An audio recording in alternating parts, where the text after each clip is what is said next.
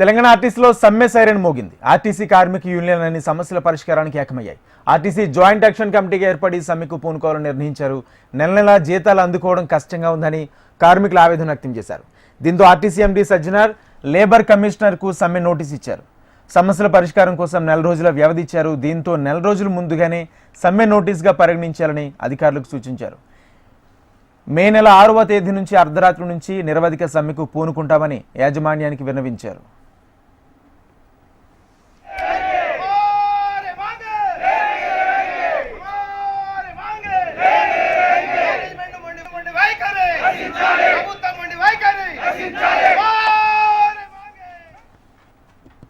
ఈ ఎన్నికల code RTC కార్మికులకు వర్తించదు.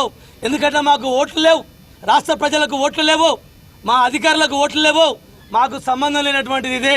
కాబట్టి ఈ ఎన్నికల కోడ్ కేవలం గెలిచిన కార్పొరేటర్లకు, మిగతా కౌన్సిలర్లకు మాత్రమే, వాళ్ళకే యునానిమస్ ఎన్నికలు కాబట్టి ఈ కోడ్ మాకు వర్తించదని ఎన్నిసార్లు బ్రతిమలాడి ఎన్నిసార్లు మొత్తుకున్నా కూడా ఇదే మొండి వైఖరి అవలంబిస్తూ మరి ఎలక్షన్ కమిషనర్ 24వ తారీఖు నాడు లేఖ రాస్తే ఈరోజు ఎలక్షన్ కమిషనర్ గారికి మనం ప్రోగ్రాం పెట్టామనే ఉద్దేశం మీద దానికి క్లారిఫికేషన్ కోసం జాయింట్ కమిషనర్ లేబర్ గారు ఎలక్షన్ కమిషనర్ లేఖ రాశారు.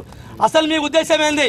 24వ తారీఖు నాడు ఎన్నికల కమిషనర్ కోడ్ లెటర్ మీకు ఇస్తే 24 నుంచి ఈ రోజు వరకు మీరు ఏం పని చేశారు? ఎందుకు క్లారిఫికేషన్ పంపలేదు?